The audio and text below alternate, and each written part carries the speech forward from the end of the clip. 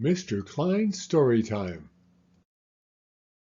Hello, my name is Mr. Klein. I've been an elementary school teacher for almost 30 years, and I love reading stories to young people just like you. In fact, I've got a great story that I'd like to share with you right now. So let's get started. Hurry Up, Franklin by Paulette Bourgeois, illustrated by Brenda Clark. Hurry up, Franklin. Franklin could slide down a riverbank all by himself. He could count forwards and backwards. He could zip zippers and button buttons. He could even sleep alone in his small dark shell. But Franklin was slow, even for a turtle. Hurry up, Franklin, pleaded his mother. Hurry up, Franklin, begged his father. Hurry up, Franklin, shouted his friends. I'll be there in a minute, said Franklin. But there was always so much to see and so much to do. Franklin was never there in just a minute. One day, Franklin was very excited. He was going to Bear's house. It was a special day, a very special day. Hurry up, said Franklin's mother. You can't be late. It wasn't far to Bear's house, just along the path, over the bridge, and across the berry patch. Franklin meant to hurry, except he saw something unusual. He wandered off the path and found Rabbit bobbing up and down in the tall green grass. What are you doing? Franklin asked Rabbit. Playing leapfrog, said Rabbit. Do you want to play with me? I'm on my way to Bear's house, said Franklin, and I can't be late. There's lots of time, said Rabbit, forgetting that Franklin was slow, even for a turtle. It's just along the path, over the bridge and across the berry patch. Come and play with me. Franklin knew it wasn't far, and so he said yes. Rabbit leaped over Franklin again and again. But after a while, Rabbit said, It's time to go. Hurry up, Franklin, or you'll be late. Then Rabbit bounded along the path on his way to Bear's house. I'll be there in a minute, said Franklin, and he meant to be there in just a minute, except he heard an odd sound. Franklin wandered even farther off the path until he found Otter sliding up and down the riverbank. What are you doing? Franklin asked Otter. Slipping and sliding, answered Otter. Do you want to play with me? I'm on my way to Bear's house, said Franklin, and I can't be late. There's lots of time, said Otter, forgetting that Franklin was slow, even for a turtle. It's just along the path, over the bridge and across the berry patch. Come and play with me.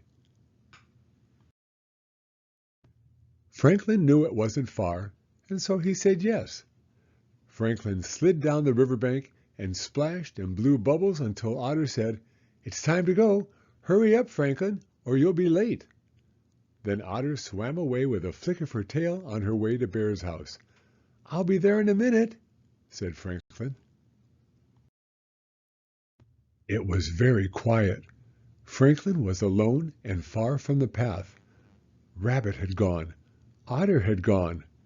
Franklin had a frightening thought. Maybe he was already too late. Franklin walked as fast as his turtle legs could walk. He hurried through the fields and along the path. He was almost at the bridge when he heard a rustle in the grass and saw a patch of reddish fur. It was Fox, hiding in the brush. Do you want to play with me? asked Fox. I have to hurry, said Franklin. I'm on my way to Bear's house. It's not very far, said Fox, just over the bridge and across the berry patch. Come and play hide and seek. Franklin hesitated. Hide and seek was his favorite game. Ready or not? asked Fox. Franklin shouted, Ready! And he was just about to step off the path when he remembered it was a very special day and he couldn't be late. I can't play, said Franklin. "I have to hurry." Franklin rushed along the path and over the bridge. He was in such a hurry that he almost stepped on Snail. "Where are you going in such a hurry?" asked Snail, who was even slower than Franklin. "I'm on my way to Bear's house," said Franklin. "I have to hurry. I can't be late. Being late would ruin everything." Snail began to cry. "What's wrong?" asked Franklin. "I'll never get to Bear's house on time," sobbed Snail. "It's not very far," said Franklin. "Just across the berry patch." It seemed very far to Snail, and he sobbed even harder. "Don't worry," said Franklin bravely. But even Franklin was worried. It was farther than he thought. It was a very big berry patch. He wished he hadn't played with Rabbit.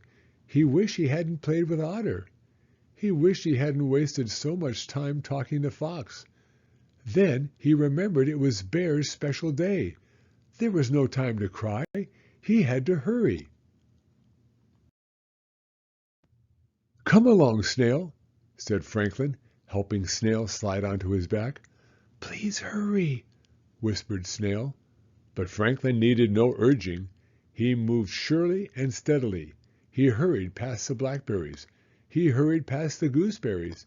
He even hurried past the raspberries. And he was almost at Bear's front gate when he remembered something important.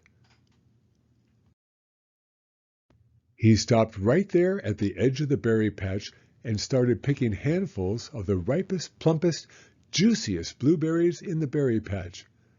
"We don't have time to pick berries," said Snail. "You know we can't be late." Franklin whispered into Snail's right ear, and soon Snail was helping too. They picked until the bush was clean. "Hurry up," said Snail. "Please hurry up, Franklin." He hurried up Bear's path, through the front door, across the kitchen, and into Bear's living room. Rabbit was there. Otter was there. Fox was there. Everyone was there.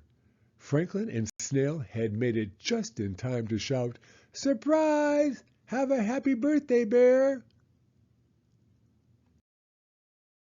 And he did. The end. Thank you for coming to Storytime. If you like this video, please give it a thumbs up. I read new stories every week, so be sure to hit the subscribe button if you'd like to hear another one. Hope to see you again soon.